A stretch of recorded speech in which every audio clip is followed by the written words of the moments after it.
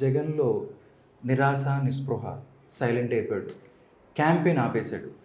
మొత్తం ఒక్కసారి చూసుకున్నట్టయితే అంతర్మథనం పడుతున్నాడు. జగన్ ఈరోజు ఈ స్థితికి కారణం సలహాదారులు అంటారా, లేకపోతే స్వయం కృపాపరాధాలు అంటారా? నిజంగా ఇంత దారుణం అంటే అతను చేశాడా, లేదంటే సలహాదారులు ఉన్నారు, సజ్జల రామకృష్ణారెడ్డి, విజయసాయిరెడ్డి, లేకపోతే వైవి సుబ్బారెడ్డి, మిథున్ రెడ్డి, ఇలాగ ఒక కూటమి ఉంది. వాళ్ళు ఇచ్చిన దానివల్ల ఏంటనేది ఒక్కసారి ఫ్లాష్ బ్యాక్ అయిన వెళ్తే ఏమి ఆలోచిస్తూ ఉంటాడు, ఏమై ఉంటుంది అని మీరు అనుకుంటారు సార్? అతను జగన్మోహన్ రెడ్డి ఎవరి మాట వినడా? సీతయ్య ఎవరి మాట వినడం ఏదో సినిమా ఏదో ఉంటుంది కదా, అట్లాగే అతను జగన్మోహన్ రెడ్డి. అతను ఏది చేసినా స్వయం కృతమే తప్ప ఆ అవకాశం కూడా మరొకళ్ళకి ఇవ్వరు అన్నమాట. జగన్మోహన్ రెడ్డిని ఓడించే అవకాశం కూడా ఎవరికి ఇవ్వడు. జగన్మోహన్ రెడ్డే ఓడించుకుంటాడు అనమాట. స్వయం కృతాలే ఇవాళ జగన్మోహన్ రెడ్డిని వెంటబడి తరుముతున్నాయి. ఏది పార్టీని నాశనం చేసుకుంది అతనే, కుటుంబాన్ని నాశనం చేసుకుంది అతనే, రాష్ట్రాన్ని నాశనం చేసింది అతనే. ఈ నాశనాల ఫలితమే జగన్మోహన్ రెడ్డి ఇవాళ అతనే నాశనం అయిపోతున్నాడు అనమాట. ఇప్పుడు 42 మంది ఎమ్మెల్యేలను ఎందుకు మార్చావు? సమాధానం లేదు. అంటే వ్యతిరేకత ఉంది నీపైన వాళ్ళపైన. నీపైన వ్యతిరేకతకి వాళ్ళను బలిస్తే వాళ్ళ ఉసురు నీకు తగలదా? ఇప్పుడు ఆ 42 మంది పెట్టిన శాపాలే ఇవాళ వైఎస్ఆర్ కాంగ్రెస్ పార్టీకి పరిస్థితి, జగన్మోహన్ రెడ్డికి ఆ పరిస్థితి అన్నమాట. చిన్నాన్నని నరికి చంపారే 7 గొడ్డలి వేట్లు. ఒక మాజీ మంత్రి, ఒక మాజీ ఎంపీ, ఎమ్మెల్యే, అన్ని పదవులు చేశాడు, ఎమ్మెల్సీ. తండ్రికి ఎంతో ఇష్టమైనటువంటి వ్యక్తి. రాజశేఖర్ రెడ్డి ఎంతో ప్రేమించినటువంటి తమ్ముడిని అలా నరికి చంపితే ఆ 2 ఆత్మలు ఇవాళ వెంటబడి తరుగుతున్నాయి జగన్మోహన్ రెడ్డిని, ఆయన పార్టీని అన్నమాట.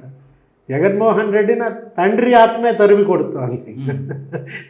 ఏది తన తమ్ముడిని ఇలా నరికి చంపినందుకు, తన కూతుర్ని ఇలా కన్నీళ్లతో కొంగు చాచి ఓట్లు అడిగేలా చేసినందుకు రాజశేఖర్ రెడ్డి ఆత్మ ఇవాళ జగన్మోహన్ రెడ్డిని తరిమి కొడుతోంది. కాబట్టి తల్లి కూడా కొడుకును వదిలేసి అమెరికా పారిపోయింది అనమాట.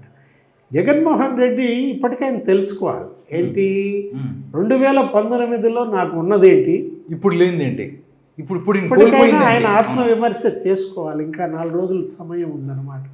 ఆ రోజు తన బలాలేంటి, ఈరోజు ఆ బలాలు ఎక్కడికి పోయాయి? ఒకవైపేమో జగన్మోహన్ రెడ్డి అన్నీ కోల్పోయాడు, తల్లిని కోల్పోయాడు, అమెరికాలో కోల్పోయాడు. అవును. అసలు నిజంగా చెప్పాలంటే ఇవాళ చంద్రబాబుకేమో బలాలు పెరుగుతూ వస్తున్నాయి, జగన్మోహన్ రెడ్డికేమో బలాలు తరుగుతూ వచ్చాయి. స్టార్ క్యాంపైనర్లుగా భావించినటువంటి వాళ్ళంతా జగన్మోహన్ రెడ్డిని వదిలేసి వెళ్ళిపోయారు. గత ఎన్నికల్లో తల్లి అతనికి ఒక స్టార్ క్యాంపైనర్, ఇప్పుడు ఎక్కడుందా? అమెరికాలో ఉంది. గత ఎన్నికల్లో షర్మిల చెల్లి ఒక స్టార్ క్యాంపైనర్, ఎదురు పార్టీలో ఉంది. ఇవాళ అసలు అన్న ఓడిపోవాలని చెప్తుంది, కన్నీళ్లతో శపిస్తోంది. సునీత గత ఎన్నికల్లో ఆమె తండ్రి హత్య నీకు ఉపయోగపడింది, అది తీసుకుపోయి నారాసుర రక్త చరిత్ర వాళ్ళ అకౌంట్లో వేసి నువ్వు ఓట్లు వేయించుకుని గెలిచావు. ఇప్పుడు వాళ్ళు తెలుసుకున్నారు తప్పు, అసలు చంపించిందే నువ్వు అంటున్నారు, అవినాష్ రెడ్డి అంటున్నారు, నీ భార్య భారతి పాత్రని ఇవాళ వాళ్ళందరూ కూడా ప్రశ్నిస్తున్నారు.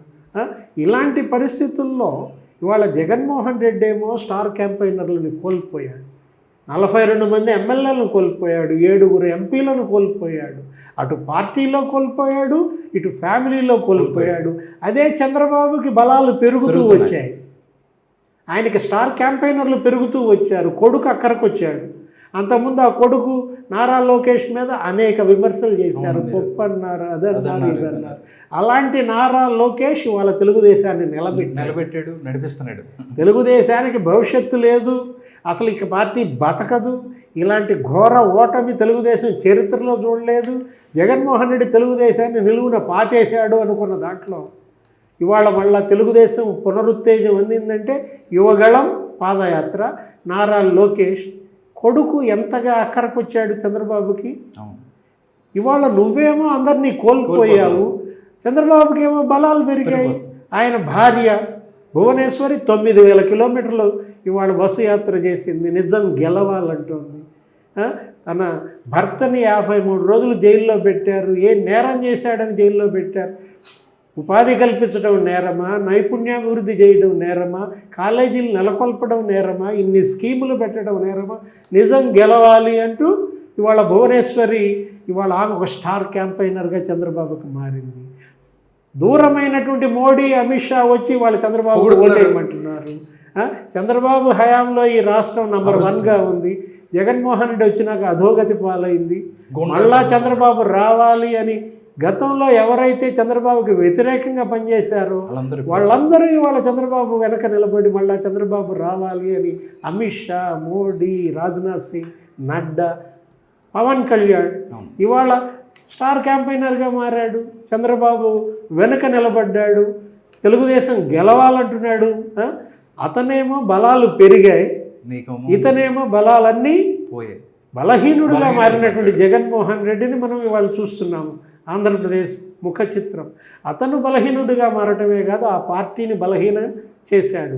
5 ఏళ్ల అధికారం జగన్మోహన్ రెడ్డిని ఇంతగా బలహీనపరుస్తుందని, ఇంతమందిని కోల్పోయేలా చేస్తుందని మనం ఊహించలేదు.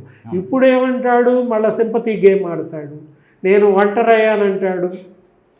ఎలిమినేట్ చేయడానికి చూస్తానన్నాడు కూడా. సింహం సింగిల్గా వస్తుందని కాసేపు అంటాడు. మళ్ళీ నేను ఒంటరయ్యాను, అందరూ ఏకమై నా మీదకు బల్యాలు వేస్తున్నారు అంటాడు. నేను పద్మవ్యూహంలో అర్జునుడు అంటాడు. మళ్ళా కాసేపు నన్ను ఒంటరి చేశారంటారు. అతనిలోనే స్పష్టత లేదు. అతను గందరగోళం పడి, అతను అయోమయంలో ఉండి, అతను అవినీతిలో మునిగిపోయి రాష్ట్రాన్ని అధోగతి పాలు చేశాడు. జగన్మోహన్ రెడ్డి ప్రజా ఆగ్రహంలో ఇలాగా కాలిపోవటానికి కారణం అమరావతి ఇష్యూ ఒకటి, చంద్రబాబును అరెస్టు చేయటం, వివేకానంద రెడ్డి ఇష్యూ. ఈ 3 అంశాలే జగన్ పతనానికి కారణమని ఆంధ్రప్రదేశ్ ప్రజలు మాట్లాడుకున్న పరిస్థితి వాస్తవం కాదంటారా? నిన్న విశాఖపట్నంలో మాట్లాడుతూ ప్రత్యేక హోదాపై మీ స్టాండ్ ఏంటని కూటమిని అడుగుతాడు. మోడీ ప్రత్యేక హోదా ఎందుకు ఇవ్వలేదని అడుగుతాడు. నువ్వు కదా ప్రత్యేక హోదా తెస్తానన్నది. 25 మంది ఎంపీలు ఇవ్వండి, కేంద్రం మెడలుంచుతా ప్రత్యేక హోదా తెస్తానన్న నీకు 22 మంది ఎంపీలను ఇచ్చారు, 10 మంది రాజ్యసభ సభ్యులను ఇచ్చారు, 32 మంది ఎంపీలుండి ప్రత్యేక హోదా తేలాయింది నువ్వు. నీ చేతగానితనాన్ని నువ్వు ప్రత్యేక హోదాపై మీ స్టాండ్ ఏంటంటే విశాఖ స్టీల్ ప్లాంట్ ప్రైవేటీకరణ నేను అనలేదు కాబట్టి ఆగిందంటాడు. 1500 రోజులుగా స్టీల్ ప్లాంట్ కార్మికులు ఆందోళన చేస్తుంటే ఇన్నిసార్లు విశాఖపట్నం వెళ్ళావు, ఒక్కసారన్నా ఆ శిబిరం దగ్గరికి వెళ్ళావా? ఆ కార్మికులకి అదే చెప్పచ్చు కదా.